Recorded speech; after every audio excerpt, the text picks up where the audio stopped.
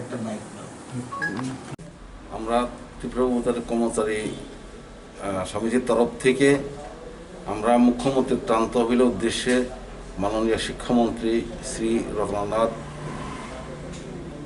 হাতে আমরা 51,001 টাকা তুলে দিলাম। আমরা সবাই জানি যে বর্তমানে করোনা ভাইরাস তথা কোভিড-19 যে একটা মহামারী চলছে, এই উদ্দেশ্যে আমাদের সংগ্রাম চলছে। শুধু আমাদের রাজ্য বা দেশে নয়, এটা সারা পৃথিবী সহকারে এই ক্রিয়াতে চলছে। সুতরাং এই মহামারীকে উদ্ধার করার জন্য বা এই মহামারীর হাত থেকে আমরা রক্ষা পাওয়ার জন্য আমরা প্রতিটি সংগঠন এনজিওর মাধ্যমে আমরা কোনো না কোনোভাবে আমরা মুখ্যমন্ত্রীর ত্রাণ তহবিলের উদ্দেশ্যে জমা দিয়ে যাচ্ছি। সুতরাং সবার সঙ্গে আমরাও শরিক হলাম, যাতে আগামী সংগ্রামে আমরা যে কোনোভাবে উত্তীর্ণ হতে পারি। ধন্যবাদ। আমার নাম বিমল দেব বর্মা, ত্রিপুরা উপজেলা কর্মচারী সমিতির জেনারেল সেক্রেটারি। আবার ধন্যবাদ।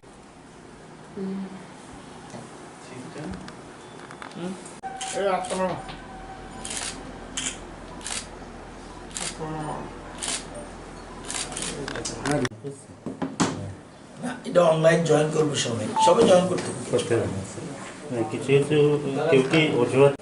ত্রাণ তহবিলে অর্থ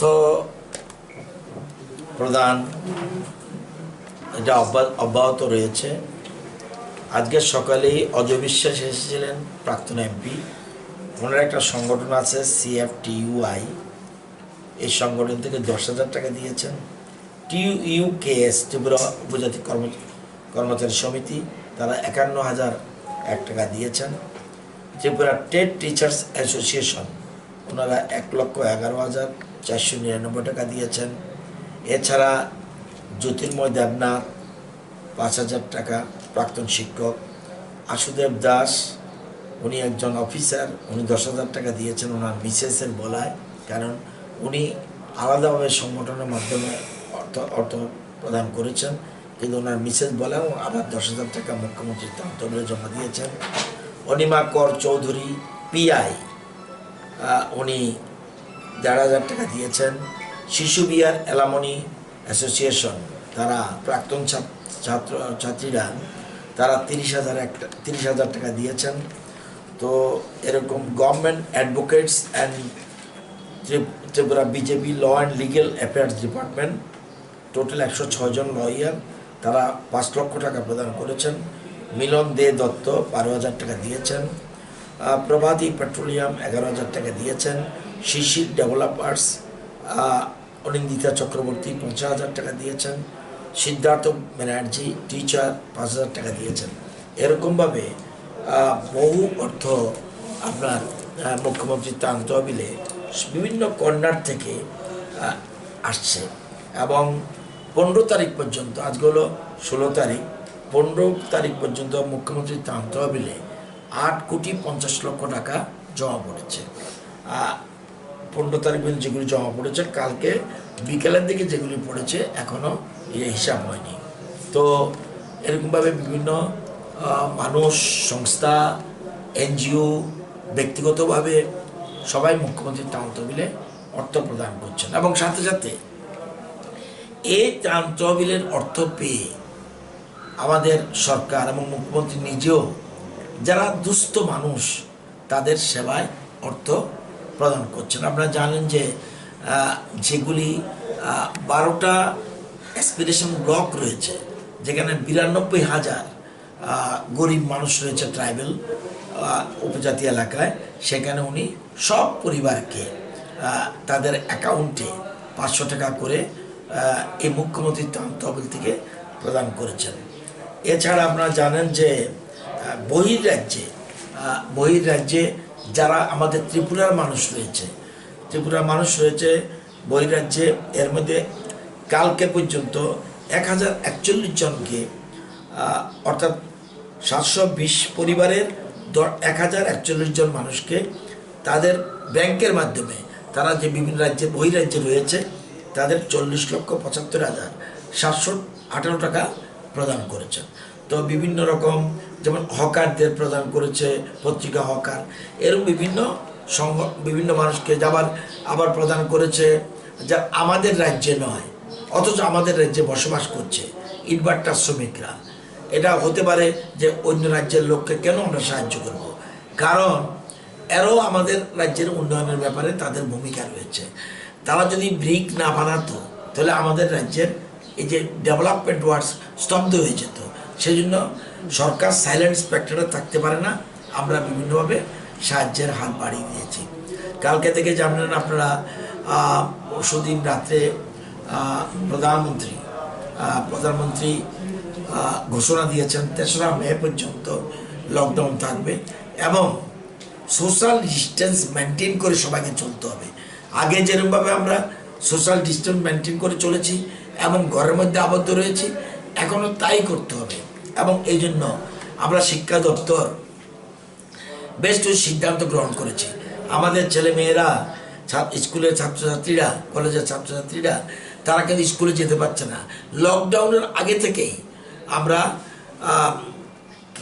সতর্ক রাখার জন্য আমরা 17 মার্চ থেকে আমরা স্কুল ছুটি দিয়ে দিয়েছিলাম। এখন আমরা 18 এপ্রিল থেকে আমরা চিন্তা করেছি যে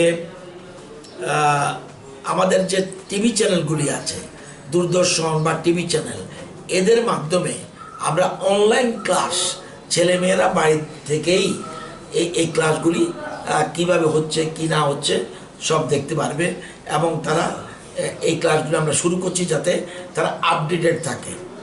আমরা একদিকে রেকর্ডিং, আবার আমাদের অনেক শিক্ষক নিজের থেকে এসে বলছে আমি লাইভ টেলিকাস্টের মাধ্যমে আমি ডাইরেক্ট ছেলে মেয়েদের আমি সিলেবাস সম্বন্ধে বা স্টাডি বই সম্বন্ধে সব কিছু বলবে। এটা আমরা করছি। এবং অন্যান্য সময় আমরা সামার ভ্যাকেশন রাখতাম, এবার আমরা সামার ভ্যাকেশন ক্যান্সেল করে দিয়েছি। কেন ক্যান্সেল করেছি? এমনিতেই ছুটি হয়েছে, সুতরাং আর নতুন করে আমরা সামার ভ্যাকেশন রাখছি না। এবং স্কুল খুললেও স্কুল কলেজগুলিতে সোশ্যাল ডিস্টেন্স মেনটেন করতে হবে। আমরা এই ব্যাপারে কি করা যায়, গতকাল আমরা মিটিং করেছি, সেটার ব্যাপারে আমরা চিন্তা ভাবনা করছি কি করা যায়।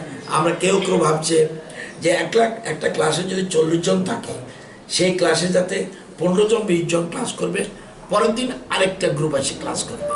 তো এরকমভাবে চিন্তা ভাবনা যাতে আমাদের আগে মানব সভ্যতাকে বাঁচিয়ে রাখতে হবে, মানুষেরকে বাঁচাতে হবে, এটাই আমাদের মূল মন্ত্র। এই মন্ত্রকে সামনে রেখে আমরা এগোচ্ছি। এই বিভিন্ন রকম এবং ত্রাণ সামগ্রী নিয়েও বিভিন্ন রকম সংস্থা বিভিন্ন জায়গায় যাচ্ছে। তারা বিভিন্ন ব্যক্তিগতভাবে এবং এনজিও এবং বিভিন্ন রকম সামাজিক সংস্থা তারা দান করছে।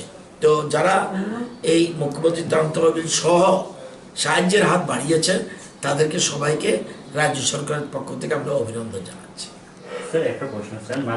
রাজ্যের ত্রিপুরা মধ্যশিক্ষা পর্ষদের পরিচালিত যে পরীক্ষাগুলি, মাধ্যমিক পরীক্ষা নিউ কোর্স টোটাল কমপ্লিট। মাধ্যমিকের ওল্ড কোর্সের কিছু মাদ্রাসার কিছু পরীক্ষা সামান্য বাকি আছে, আর উচ্চতর মাধ্যমিক যেটা হায়ার সেকেন্ডারি যেটা বলে সেটার অর্ধেক হয়েছে, অর্ধেক বাকি রয়েছে। তো আমরা চিন্তা করছি, কালকে একটু আলোচনা করেছি, মধ্যশিক্ষা পর্ষদের সভাপতি, সেক্রেটারি বা আমরা রয়েছে, আমাদের শিক্ষা দপ্তরের সচিব, ডাইরেক্টর তারা ছিল। আমরা চিন্তা করেছি যে উত্তরপত্রগুলিকে যে বিভিন্ন জায়গায় যারা কাস্টোডিয়ান আছে তাদের কাছে রয়ে গেছে, এগুলিকে আনার চেষ্টা করছি।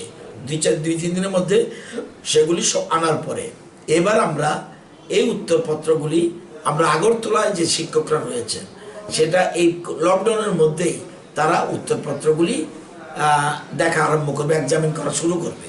এটা আমরা আশা করি 20-22 থেকে আমরা চেষ্টা করব যাতে উত্তর মূল্যায়নের শুরু করা যায়। এই ক্ষেত্রেও সোশ্যাল ডিস্টেন্স মেনটেন করতে হবে। আগে আমাদের আগরতলা শহরে 6টা-7টা সেন্টার ছিল, এবার আমরা 15টা করব, যাতে একটা ক্লাসে কিছু মাত্র টিচার বসে পরীক্ষার খাতা দেখতে পারে। তাদের ক্ষেত্রে যদি অসুবিধা হয়, তাদের যদি ভেহিকেল না থাকে, তাদের যদি বাইক না থাকে, তাদেরকে যেহেতু আগরতলা পেরিফেরি, সেই জন্য আমরা টিআরটিসির মাধ্যমে আমরা পাসের ব্যবস্থা করব যাতে তারা মুভ করতে পারে।